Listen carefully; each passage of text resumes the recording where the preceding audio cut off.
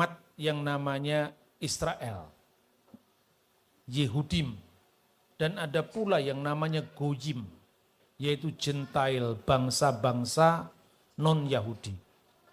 Banyak orang salah paham, apakah ini sebuah diskriminasi? Itu bukan. Jadi Tuhan memilih suatu umat dan pilihan itu sifatnya kekal untuk memberikan rencananya, yaitu penyelamatan seluruh umat manusia. Dan tokoh yang pertama digerakkan oleh Tuhan yang dipilihnya itu Abraham. Abraham diutus meninggalkan negerinya, rumah bapaknya, dan menuju ke suatu negeri yang akan ditunjukkan kepadanya. Kejadian pasal 12 ayat 1. Tetapi negeri itu belum dilihat Abraham. Lalu Abraham diberikan jaminan bahwa dia akan menjadi bangsa yang besar. Dia akan termasyhur namanya, menjadi berkat. Siapa yang memberkatinya akan diberkati, siapa yang mengutuknya akan dikutuk. Dan olehmu semua kaum di muka bumi akan mendapatkan berkat. Nah, saudara-saudara, kita tahu sendiri perjalanan kehidupan Abraham ketika disuruh meninggalkan negerinya itu bukan sekedar meninggalkan batas-batas geografis, tetapi meninggalkan paradigma, pola hidup, budaya, adat istiadat yang tidak sejalan dengan master plan Tuhan ke depan. Termasuk apa? Termasuk diantaranya adalah diskriminasi gender, di mana wanita itu tidak mendapatkan posisi sebagai kawan sepadan laki-laki. Makanya saudara-saudara, muncullah Tuhan menguji Abraham itu dengan perjalanan hidupnya. Dijanjikan sebagai bangsa yang besar, tapi pada sampai masa tuanya, istrinya juga sudah tua, tapi anak tidak kunjung datang. Sampai-sampai kemudian Abraham itu mengeluh kepada Tuhan. Mana janjimu menjadikanku sebagai bangsa yang besar, sedangkan aku tidak punya anak? Apakah Eliezer hambaku itu yang harus mewarisi semua yang kuperoleh? Lalu Tuhan menyuruhnya Abraham keluar dari rumahnya melihat bintang-bintang di langit. Lihatlah bintang-bintang itu apabila engkau bisa menghitungnya. Seperti itu nanti keturunanmu. Tetapi Abraham sudah mulai percaya kembali. Tetapi kini kemudian Sarah yang mulai ragu. Lalu ironisnya Sarah kembali kepada aturan-aturan hukum yang oleh Tuhan dianggap tidak adil sehingga meninggalkan wilayah itu. Ambillah hambamu Hagar.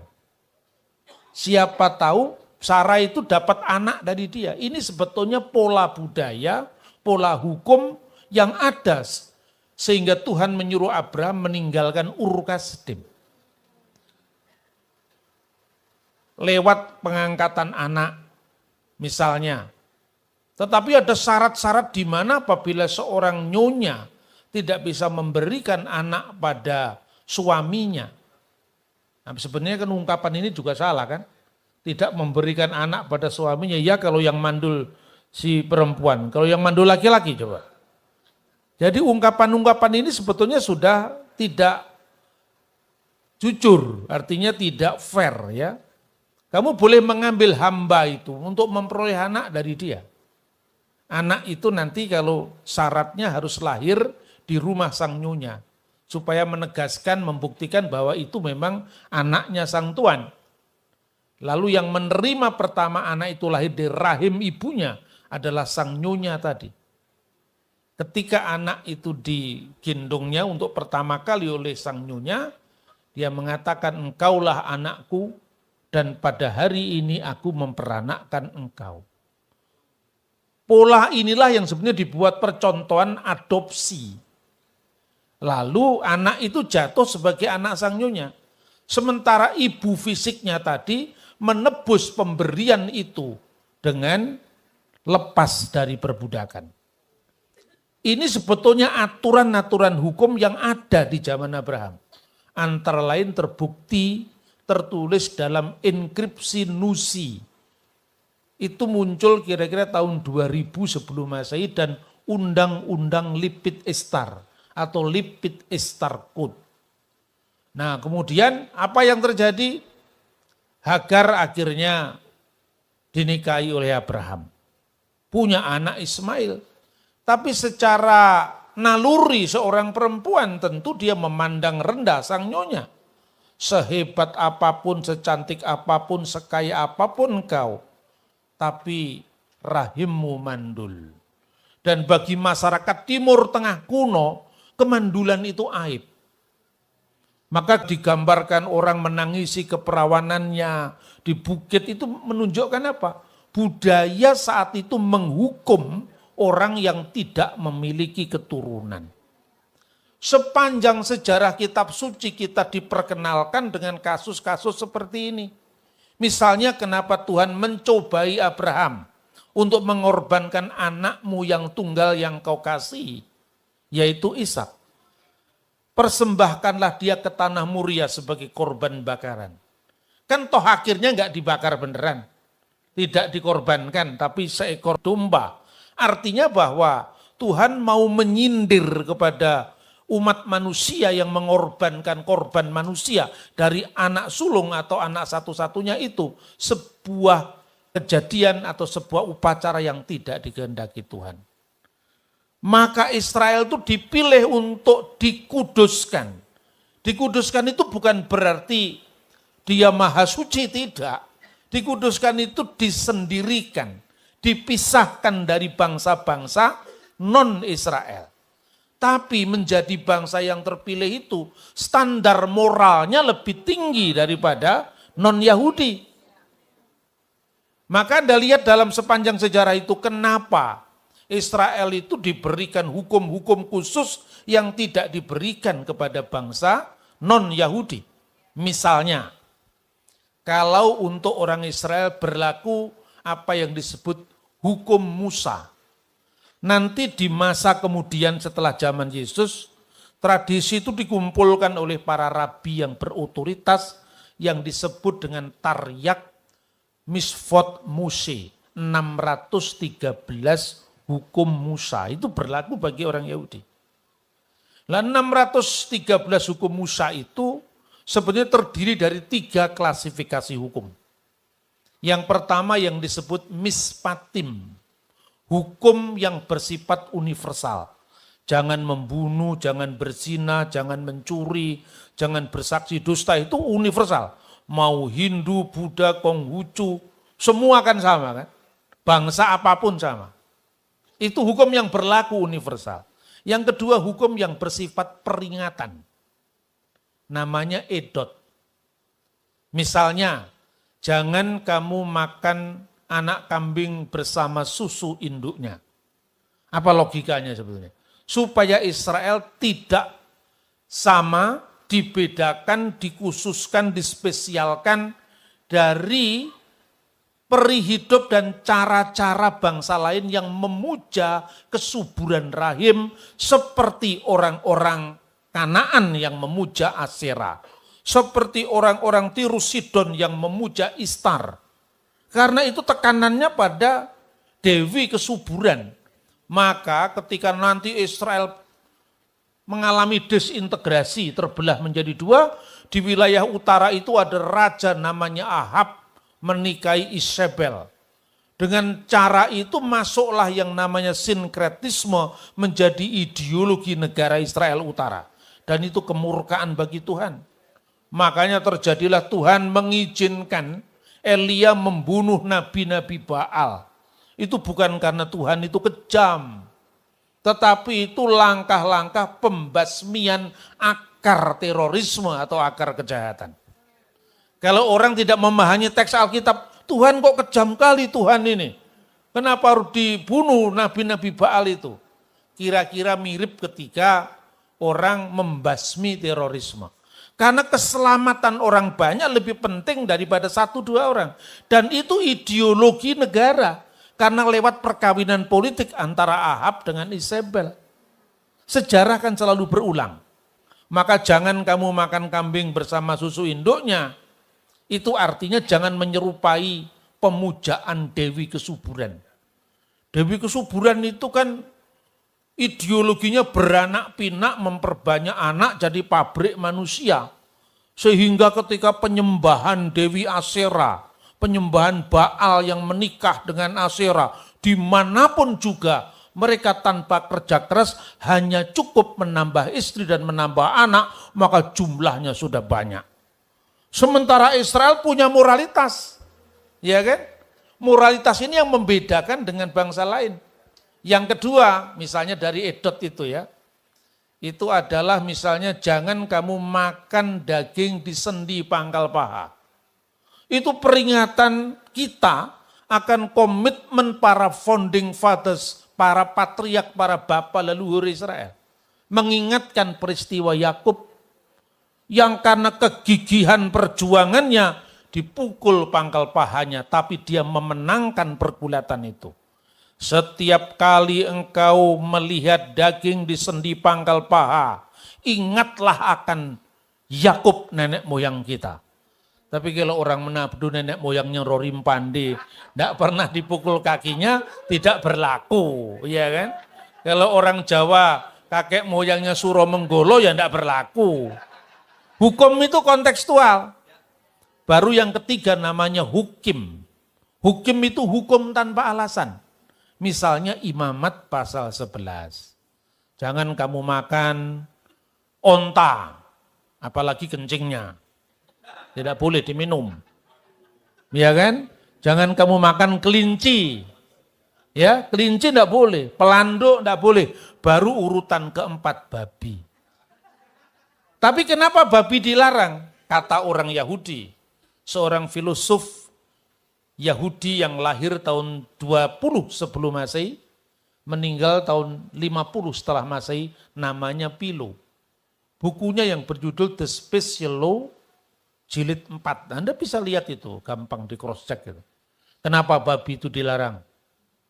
Karena babi adalah binatang yang paling enak, paling lezat di seluruh muka bumi bagi yang memakannya. Ini orang goyim ini pasti.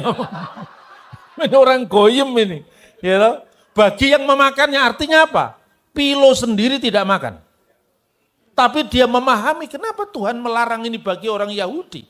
Kok berat sekali? Eksodus bisa tidak 40 tahun itu terjadi. Bisa 80 tahun lagi.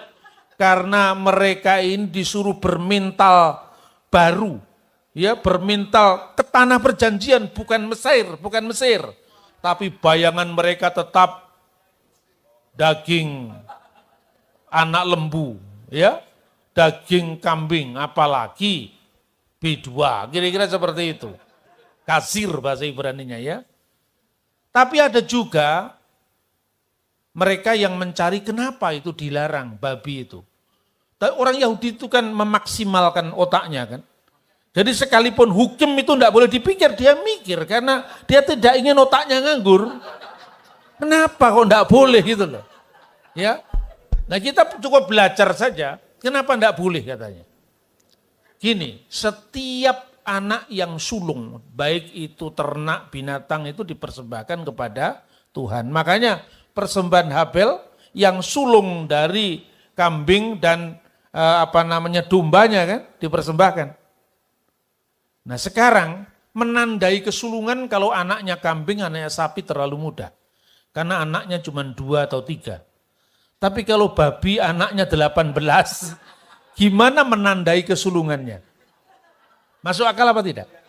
Nah inilah yang disebut Taryak Misfot Muse. Dan itu sesungguhnya dari Alkitab sendiri. Dari Ulangan pasal 20 misalnya. Ditulis nanti kalau anak-anakmu bertanya, Maha Edot, Veha Hukim, Veha Mispatim, Siwah Adonai Elohenu Etchem. Maka jawablah, apabila anak-anakmu bertanya, peringatan-peringatan haedot dan ketentuan-ketentuan hahukim dan peraturan-peraturan hamispatim siwah adunai Elohenu etkem yang diberikan oleh Tuhan Allahmu kepadamu, maka jawablah. Inilah berlaku bagi orang Yahudi, bagi Yehudim. Lalu bagaimana yang bagi orang bukan Yahudi? Ini semua saya kutip dari sumber Talmud, dari sumber Targum, saya tidak ngarang-ngarang sendiri. Bagi orang-orang non-Yahudi itu berlaku hukum Nuh. Baru kenal hukum Nuh. Itu ada dalam Sefer Hayufelim. Ya, hukum Nuh itu dibagi menjadi 7 kalau menurut sistematik para rabi.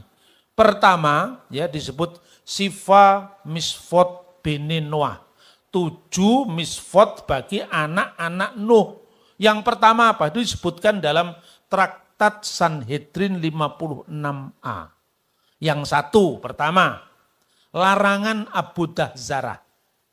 Larangan penyembahan kepada berhala. Lo yihye leha Elohim akhirim alpanai. Jangan ada Elohim-Elohim yang lain di hadapan hadiratku. Itu hukum. Kalau orang Yahudi hukum pertama itu Anoki Adonai Eloheka Aser Hoshetika Me'aret Misrayim Mifet Afadim. Akulah Tuhan yang telah membawa engkau keluar dari tanah Mesir, dari tempat perbudakan. Itu hukum, sekalipun itu kalau menurut sistematik Kristen, itu seperti apa? Konsideran. Baru hukum yang kedua itu adalah jangan ada ilah lain. Sistematiknya berbeda antara Yahudi, Kristen Katolik dan Lutheran, Calvinis dan Ortodok, tapi isinya kan sama, hanya kasih nomornya aja beda. Tidak ada yang dikurangi, tidak ada yang ditambah. Yang kedua adalah kelilat Hashem, menista, tidak menghormati Tuhan. Yang kedua ini. Yang ketiga itu gilui arayot, artinya imoralitas seksual. Percabulan, perjinahan. Kemudian selanjutnya gesel, tindakan kekerasan, pembunuhan. Lalu sefikut damim, darah. Pertumpahan darah itu baik sebagai simbol karena pembunuhan itu menghilangkan nyawa. Sedangkan nyawa makhluk ada dalam darahnya, maka darahnya sekaligus juga tidak boleh dimakan. Ya, sefikut damim. Kemudian efer min hakai. Artinya apa? Artinya memakan binatang yang mati dicekik. Karena membunuh binatang itu ada aturannya. Kalau Anda membunuh binatang dengan cara menyiksa, kayak di luar Jawa di Toki itu enggak sah itu. Karena apa? Itu menyiksa sesama ciptaan. Jangan Toki lagi ya. Sembelih baik-baik sampai keluar darahnya. Ini yang tukang Toki-Toki itu ketawa semua itu. Iya toh?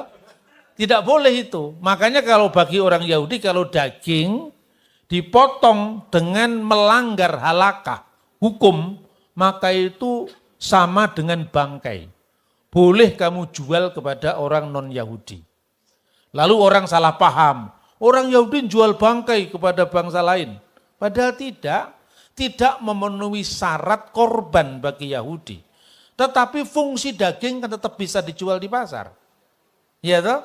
Lah itu loh kadang-kadang orang memahami secara keliru. Untuk menegakkan 6 hukum yang pertama itu maka perlu diselenggarakan mahkamah yang adil namanya dinin. Kalau orang-orang non-Yahudi sudah melakukan hukum Nuh ini, maka dia akan disebut bangsa non-Yahudi yang saleh. Ya, disebut hasidi umot haolam. Nah sekarang bandingkan. Ketika gereja perdana, karena saya sengaja kisahkan ini untuk apa? Gereja mula-mula. Gereja mula-mula itu saudara-saudara dibagi dalam 2 kelompok sebetulnya. Kelompok yang pertama itu gereja Nosrim. Pusatnya di Yerusalem. Dipimpin oleh Rasul Yakobus saudara Kristus. Yakobus Yaakub Hasadik, Yakub yang adil, Yakub si adil. Apa yang diperlakukan? Ya hukum Musa tadi. Maka jangan kemudian Anda pikirkan kira-kira Petrus, Yakobus itu kira-kira makan saksang, itu tidak mungkin itu. Jangan hanya karena orang Batak suka makan saksang, terus kemudian cari teman. Ada yang Batak ya? Iya kan? Banyak tuh. Bukan itu maksudnya. Tapi yang kedua, untuk pertama kali murid Yesus disebut Kristen itu di mana? Di Antioquia. Di Antioquia itulah yang disebut orang-orang non-Yahudi yang mengikuti Yesus. Satunya mengenal Torah, satunya tidak mengenal Torah. Lalu bagaimana mereka hidup dalam satu persekutuan? Nyaris terjadi gap di gereja mula-mula itu. Karena apa? Banyak orang-orang Parisi yang menjadi percaya. Anda ingat pada abad pertama itu, orang Yahudi terdiri dari 3 aliran. Saduki, yang kedua Eseni. Eseni itu tidak sempat muncul di publik zaman Yesus karena mereka sejak tahun 152 sebelum Masehi sudah meninggalkan kota Yerusalem, membawa para pengikutnya dan mendirikan komunitas baru di Qumran yang meninggalkan bagi kita The Dead Sea Scroll, naskah gulung laut mati. Nah kemudian yang ketiga Parisi. Orang-orang Parisi itu adalah para penafsir Taurat. Semua ini saudara satu Torah. Orang-orang yang paling kuno Israel yang pertama memisahkan diri itu Samaria. Samaria itu menolak kekudusan kota suci Yerusalem. Kenapa? Kelompok yang di sebelah utara. Ini kalau kita ngomong sejarah Israel, ini banyak orang tuh gak suka sama saya karena itu. Saya bilang kalau semua ngomong ayat, saya ngomong ayat. Ya kalau percaya, kalau tidak. Semua ngomong wahyu. Yang gak percaya itu Wahyudi kan. Benar tidak?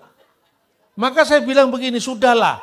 Kalau kamu ngomong wahyu, satunya ngomong Wahyudi, satunya ngomong Wahyu Siombing, gak selesai-selesai. Karena nabi-nabi ini adalah tokoh sejarah. Kenapa kita tidak lihat sejarah? Maka saya sampaikan, itu yang banyak orang tidak suka sama saya. Kemudian saya dianggap ini antek-anteknya Yahudi. Saya diem aja lah. Mau saya ngomong sebenarnya seperti apa? Saya bilang, prasasti pertama di luar Alkitab yang merujuk nama Israel itu tahun 1205 sebelum Masehi. Anda bisa lihat di Museum Nasional Mesir di Kairo. Namanya dikeluarkan oleh Fir'aun Merneptah I. Jadi itu pasca Eksodus. Ketika bangsa Israel sudah Eksodus ya, mungkin di zaman hakim-hakim itu. Mereka menulis menunjukkan kemenangan militer bangsa Mesir atas bangsa-bangsa tetangga. Lalu mereka menulis dalam prasasti itu, Yasir il-Fikat Ben Perafet. Israel sudah binasa. Keturunannya tidak ada lagi, maksudnya tidak ada lagi di Mesir. Masuklah di zaman Yosua. Ya, setelah zaman Yosua, zaman hakim-hakim, zaman Yosua itu terjadi pembagian tanah pusaka pada 12 suku Israel. Nah, setelah zaman hakim-hakim lewat, bangsa ini minta raja. Lalu Tuhan memberi raja. Siapa yang pertama? Saul. Saul itu berkuasa kira-kira tahun 1050 sebelum Masehi sampai 1010 sebelum Masehi. Setelah itu digantikan oleh Raja Daud. 1010 sebelum Masehi sampai 970 sebelum Masehi. Setelah Raja Daud, Salomo. 970 sampai 930 sebelum Masehi. Lalu karena dosa-dosa Salomo itu, Israel diizinkan Tuhan untuk mengalami disintegrasi. Yang di sebelah utara itu diikuti 10 suku, yang di sebelah selatan hanya 2 suku saja, yang paling dominan Yehuda. Maka muncul kata-kata Yehudim, karena yang paling menonjol suku Yehuda. Yang di sebelah utara ini, dari tahun 930 sampai tahun 722 ketika mereka dikalahkan oleh Asyur. waktu dikalahkan oleh Asyur itu, untuk mengurangi potensi pemberontakan terhadap negeri yang menjajahnya, maka rakyatnya itu dicampur dengan 5 suku, Babel, Hamat, Kuta, Awa, Sefarwaim. Nanti muncullah kelompok yang namanya Samaria.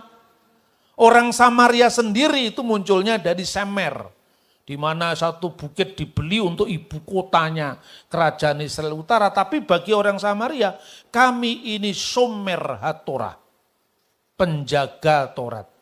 Lalu orang Eseni tadi mengaku diri, yang lari ke Qumran tadi mengaku diri sebagai Ose HaTorah, yaitu apa?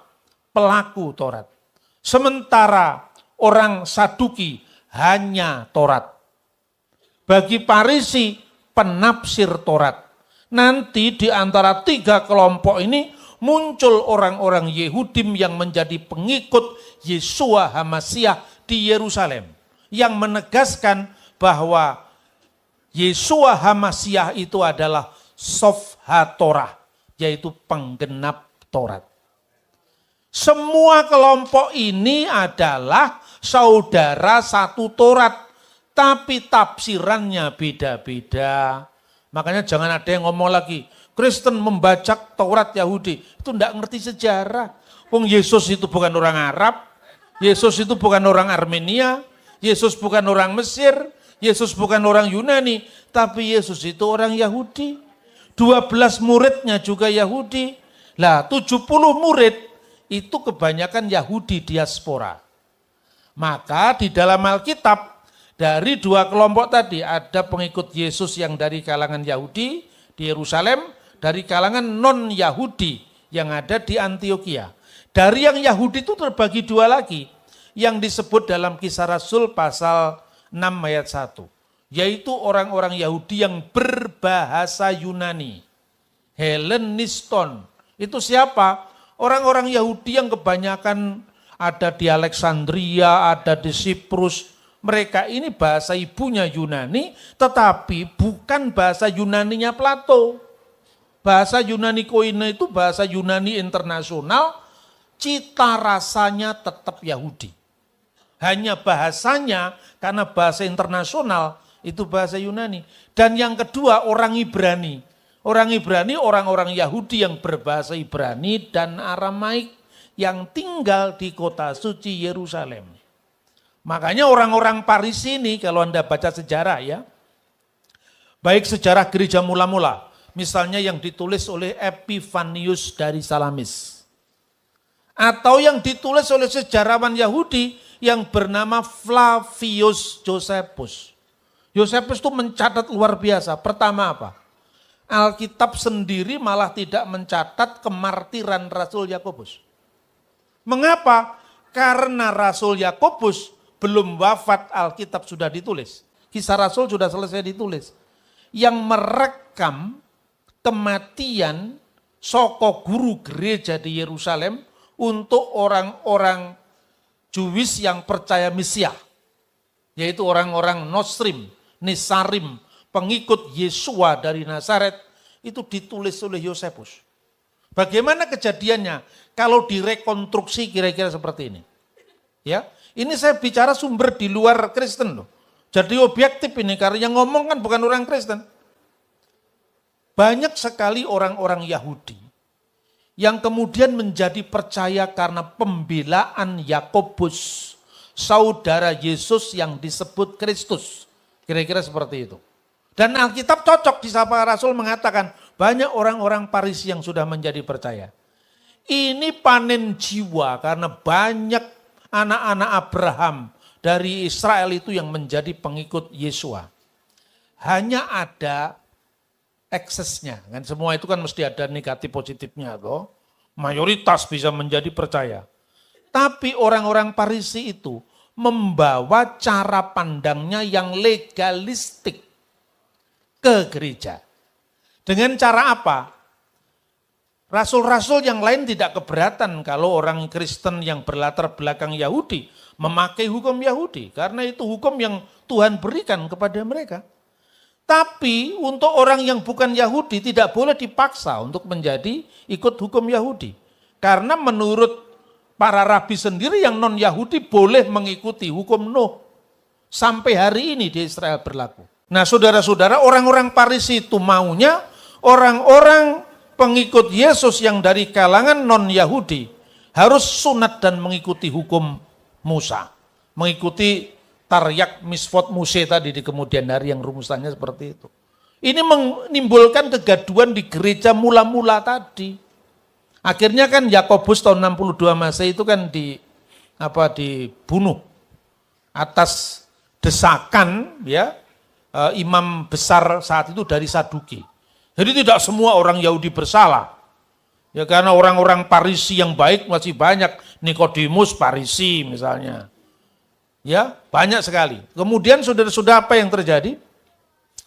Ketika dua jemaat ini nyaris pecah, lalu para rasul itu bersidang di Yerusalem.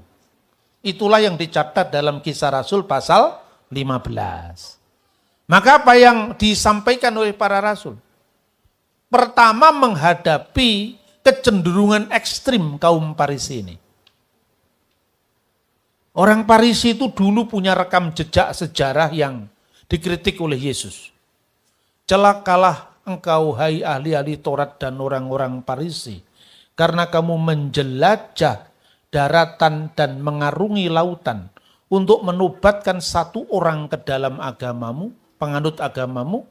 Setelah dia bertobat, kamu buat dia menjadi orang neraka yang 2 kali lebih jahat dari kamu sendiri. Konteksnya apa itu? Pada masa sebelum Kristus, orang-orang Farisi ini kalah bersaing dengan orang Saduki dalam soal penguasaan aset bait suci. Ini soal uang lagi ini. Persembahan-persembahan itu masuk ke kaum aristokrat yang namanya kaum Saduki ini. Akibatnya orang Farisi nggak kebagian apa-apa. Makanya dia bikin meja-meja money changer, uang korban kalau di luar itu harga kambing satu tuh misalnya 100 sikal, dia jual menjadi 300 sikal. Kira-kira seperti itu. Dan persembahan ke bait Allah harus uang sikal. Kalau dinar harus ditukar ke sikal dulu, di situ ada money changer. Ya kira-kira seperti itu. Tapi lebih daripada itu apa? Dia memproselitkan, meyahudikan orang-orang bukan Yahudi dengan motivasi yang tidak tulus. Bukan karena jiwa-jiwa mereka, tapi supaya persembahan mereka masuk ke kantongnya Farisi, tidak masuk ke bait suci. Itu yang terjadi. Tapi luar biasanya, yang menjadi sasaran dari proselitisme ini adalah orang-orang Edom, termasuk keluarga Herodes Agung. Ini kalau baca Alkitab dengan setting sejarah, clear sekali loh. Herodes Agung itu anaknya Antipater. Antipater bapaknya itu adalah keturunan Edom, berarti keturunan Esau. Ibunya itu keturunan Nebayot dari suku Nabatean, itu keturunan Ismail. Jadi secara ras sebetulnya Herodes Agung itu orang Arab, orang Edom dan orang Nabatean.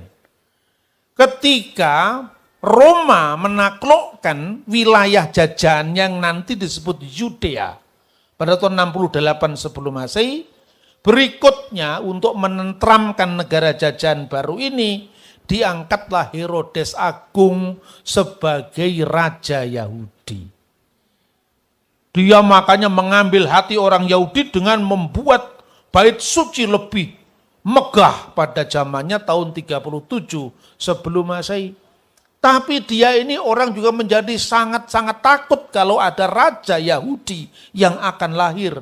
Makanya ketika mendengar pengumuman orang Majus bahwa raja Yahudi telah lahir, diinstruksikan agar anak-anak di bawah umur 2 tahun harus dibunuh. Berarti Yesus waktu itu usianya di bawah 2 tahun. Hanya kita seringkali dikaburkan drama Natal, orang Majus datang bersama para gembala. Padahal waktu orang Majus datang, itu Yesus sudah umur di bawah 2 tahun. Ini kronologi sejarahnya, saudara-saudara. Maka kemudian dikatakan, oke, sekarang kasih ini dulu. Petrus sebagai yang paling senior di antara para rasul. Petrus menekankan, nenek moyang kita juga tidak bisa menanggung hukum ini. Kenapa kita harus memaksakan kepada bangsa-bangsa bukan Yahudi? Kemudian kasih itu kepada Barnabas dan Paulus yang baru bertobat. Untuk menyampaikan bagaimana ternyata Tuhan juga mengasihi bangsa-bangsa goyim. Orang-orang bukan Yahudi, mujizat tetap terjadi. Lalu setelah itu diserahkan kepada tuan rumah. Kan Yerusalem tuan rumahnya Yakobus. Apa yang dilakukan Yakobus dalam Kisah Rasul pasal 15 ayat 20 dan kemudian 28. Mereka harus menulis surat kepada jemaat di Antioquia agar orang-orang yang bukan Yahudi hendaknya menjauhi makanan yang dipersembahkan kepada berhala, dari percabulan, dari darah, dari binatang yang mati dicekik. Apabila melakukan semua ini, engkau orang baik. Engkau sudah menjadi baik itu hasede umat haolam. Bahwa orang-orang non-Yahudi yang melakukan hukum Nuh itu sudah dianggap orang-orang non-Yahudi yang saleh. Hanya bedanya kalau menurut Talmud dibagi menjadi 7, di Kisah Rasul dibagi menjadi 4. Lah, penyembahan berhala itu disatukan dengan Kelilat Hasem. Larangan menyembah ilah-ilah lain disatukan dengan larangan untuk menghujat Tuhan. Kemudian darah dan pembunuhan itu artinya apa? Makan darah itu artinya simbol daripada kita peduli pada kemanusiaan, pada nyawa, dijadikan satu dengan pembunuhan. Jadi 7 menjadi 4, tapi itu hukum Nuh. Saudara bisa membaca ensiklopedia Judaika yang menceritakan bahwa kebijakan rasul-rasul dalam kekristenan ini mencerminkan pelaksanaan hukum Nuh di kalangan orang-orang bukan Yahudi.